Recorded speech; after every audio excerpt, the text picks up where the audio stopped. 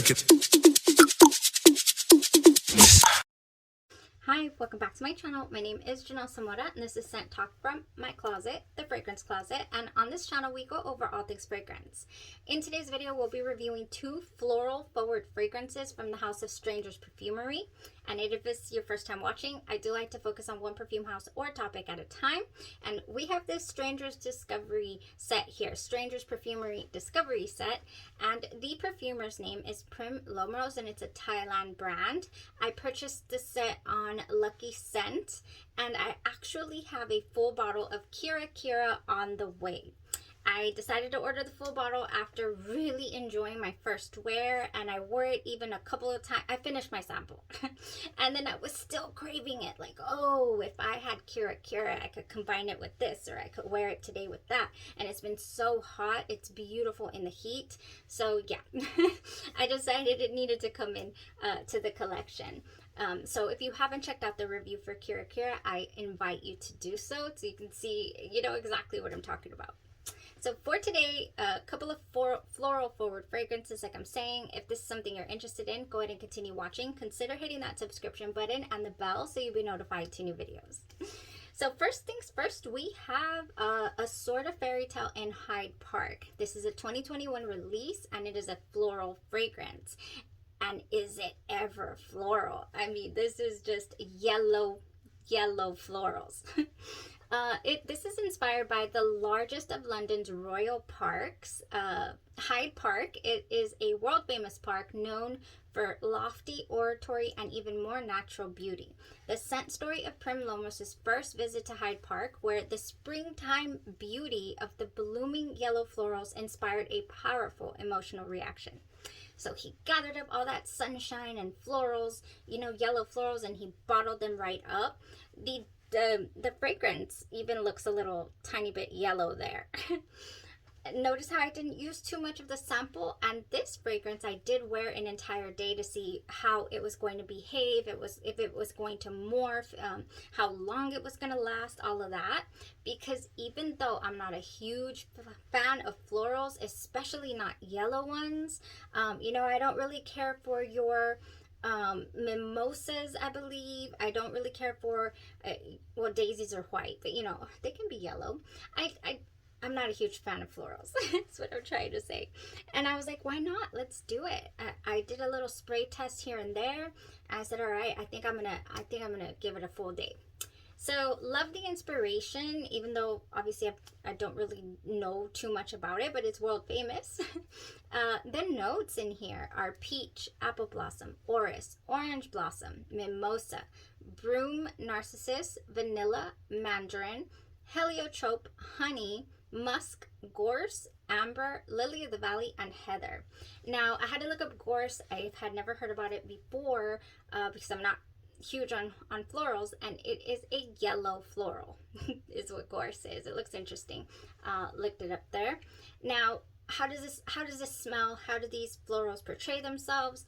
I will say that when I sprayed it without looking at the notes first, I did not detect any peach whatsoever. I did not detect the orange blossom even normally comes across very sweet and candied. Oh, maybe that's where the sweet candy florals comes from. The orange blossom possibly. Yeah, no, I don't get it individually. I cannot pick it out. It's just like, a mixture of sweet candy floral is how this fragrance opens. Oh yeah, that's how it opens up. Then it goes extremely floral. I mean, very floral. But it doesn't offend my senses or my head, which I find very interesting. Everything else that is supporting the florals here must make them extremely smooth. It's just blended really well. I'm assuming is what this is. There is a powdery feel that comes into play, and that is coming from the heliotrope. It can smell powdery. I do get that, but it's not a dated powder. I don't feel like it's very, very old-fashioned powder. It's just a little slightly powdery, and it's more powdery in the dry down than it is initially. is how the powder behaves itself here. Now I do get a very soapy floral feel to this, and that once it hits, it stays the entire wear. I was real interested. I was like, I wonder if it's going to be different on my skin than on my clothes. And no, on both skin and clothes, I was able to detect that soapy feel the whole way through the entire wear. And also got a huge dose of honey.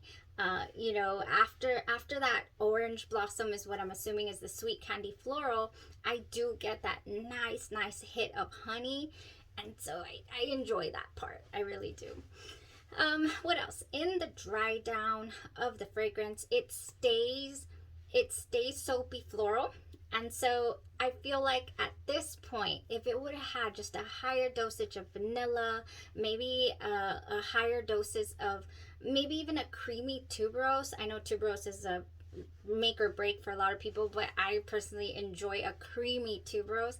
I think that I would have enjoyed this a little more. Was it just I had to wash off type of fragrance? No, but it is not a fragrance that I would probably tend to crave, and I just wouldn't reach for this in my personal, for my personal preferences. So it lasted. This went on for 12 hours plus longevity. We got a little bit of a moderate sillage, moderate projection. It did come off of me. I could smell it around me, and that was enjoyable, and I wouldn't mind this scent around in my presence. Just I don't want to be the one emitting it, I feel it, and it's not enjoyable 100% for me. Again, because I'm all about the vanillas and I'm all about the sweets, and or the vanilla musks are also really appealing to me. So yeah, that's how it went for this fragrance. Very yellow soapy floral. I'm not huge on this type of scent, so I don't have a lot of things that I can compare this to. The closest thing that I found in my collection that I was like, oh, okay, it kind of has this vibe is Isle d'Omel. Lots of people say that Isle d'Omel has that Costco hand soap smell. And I can see that, but there is something else in here that is so appealing and satisfying and just swoon worthy in Isle d'Omel by Memo Paris that, in fact, I'm going to make this my scent of the evening. I'm headed out to dinner, totally going to wear this. It just, it makes me feel so beautiful. It's just, it evokes that in me. I do feel that Sorta Fairytale in Hyde Park could be that for somebody that really truly enjoys and can appreciate the floral scent, because it is a beautiful fragrance in its own right, for certain. So that was it there for a Sorta Fairytale in Hyde Park. I would say if you are looking for another floral to add to your collection, if this is your preferred scent profile, then give it a go. It would be nice. It's got the longevity. It's got, you sense it throughout the entire day. So if this scent profile were enjoyable for me, it would be full bottle worthy. Okay, so next we have Fleur De Lune, and I was not able to wear this fragrance an entire day. More so because I did want to change it up. I was gonna do something else the day that I tried this. And for another reason, because I didn't vibe with this, okay? But let's talk about how it smells. This was a 2020 release, and it is a floral. So what is this fragrance inspired by? This is interesting. It says, what if the bright white light of the full moon we have seen actually was the color of full bloom of white flowers on the moon? What if puffy rabbits existed on the moon, growing these luminous white flowers? What does it smell like? So this is how this fragrance was imagined and came to be. I don't smell anything fluffy. I definitely do smell white. This opens up to me very aldehydic, almost like your your Chanel No. 5 type scent. So yes, I do feel like this one leans more toward your classical type fragrances, you know, but the artistry here is really, really nice as well. Extremely floral though, almost sharp at the beginning, but I just sprayed it, but it doesn't go full on sharp. And then I get like this, like if I'm in, I don't know if you've ever seen, this is what it gives me, y'all, stay with me. It gives me this globe, a plastic globe with like a teddy bear in it or something fluffy white. Oh, so then I guess it is fluffy. Well, there's something fluffy white in this globe, and you know, and I can smell it all around, like almost like wanting to smell like plastic or something like that. Yeah, that's what it gives me. Kind of empty space, empty air. You know, almost you can smell that plastic, but then there's something white and fluffy. That's what it gives me. I do get a little sweetness as well, and it kind of settles down into a powdery vanilla white floral. So this one goes more towards your indolic type. Does it have jasmine? Like your indolic type jasmines, but it doesn't. It has white lily and white peony. Have I gone over the notes? No. Let me go over the notes. In here, Fleur De Lune, we have peach blossom, white iris, magnolia, tuberose, and it's not creamy, ylang-ylang, bergamot, gardenia, orange blossom, Peru balsam, white peony, white rose, white lily, guaiac wood, vanilla, cotton, and cedar. Oh yeah. So the tuberose is not creamy. Everything smells very, very, very white. It really does. Not like a linen clean white, just white floral. But not a very, very sweet white floral either. So it could not keep my attention for too long. It was just kind of like, okay, that was an experience, and that was it. It's not anything that I would personally enjoy to wear. Yeah, as strong as it starts out, by the way, it is so strong at the opening with those, it smells aldehydic to me, like aldehydes. I was like, oh, can't spray too much of this. I'm definitely going to get a headache. And I did not get a headache either, but it does taper down. And I was very surprised with that aspect of the fragrance, is like, how did this taper down if it started out like the Hulk? so strong. Yeah, definitely tapered down. I did get to wear the fragrance for a good 4 hours, and it was already in its, you know, extremely tapered down phase. So I don't see this fragrance lasting an entire day, like, you know, like 12 hours plus, like the Sorta Fairytale in Hyde Park. I do see it going 8 hours though. I don't see it, you know, anything that you would need to reapply, for example, especially if you sprayed all of it. Oh, there is that other note that comes in that actually is like, okay, what is this? I get an almost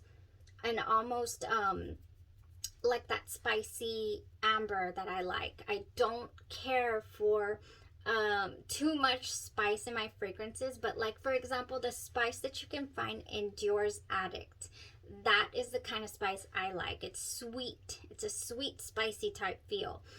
You know, and also I like the ginger spices. I like Nishaniani, and I just tried Ginger-esque by Genre Perfumes, which is Joe Malone's ginger biscuit dupe. Oh my goodness, everyone was on the hunt for that, and it has arrived.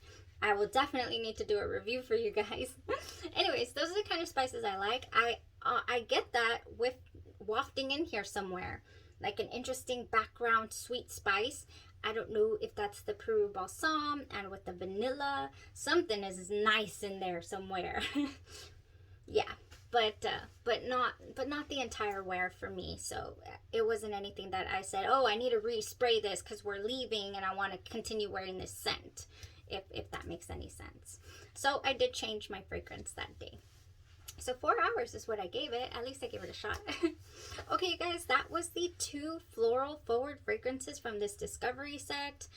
Stranger's Perfumery. I can't get over Kira, and it's totally on the way. I'm just like, can't get over it. It just, life kept lifing, so I couldn't order and I couldn't order, and I'm like, I need to get to place my order. And then also I wanted to pick some samples. So we have Summer Peaches by the Tea Room, I believe it's called. Here by Strangers Perfumery on the way, also a sample, and one other, I believe. All right, yeah, we're getting close to the end. We only have 4 more scents from the Discovery set, but I believe I mentioned in my previous video that it's not anything that I would be able to wear right now in 100-degree weather. So I'll probably have to save those for a second round of Strangers Perfumery in the fall so that I could really wear it and give it some justice. Yeah, I have 4 more scents, and I don't believe we're going to be able to touch base on them. We'll see. We'll see. We'll see what happens, what the week brings. But I do have so many houses lined up to review, houses to touch back on. I have quite a bit from Nui Cobalt. I think I have like 3 orders. I still have a Poesy order, some indie fragrance brands. I have some fragrance brands that are from, what are they? The Al Hermain and Casablanca's by who? Who makes Casablanca? I can't now. I have to know. Fragrances like this that we've been talking about for Swiss Arabian. I have some fragrances by Swiss Arabian that I want to review, wear test, a full day. I can't believe I just let them sit here and not give them a wear. It's just too many scents, too little time, you guys.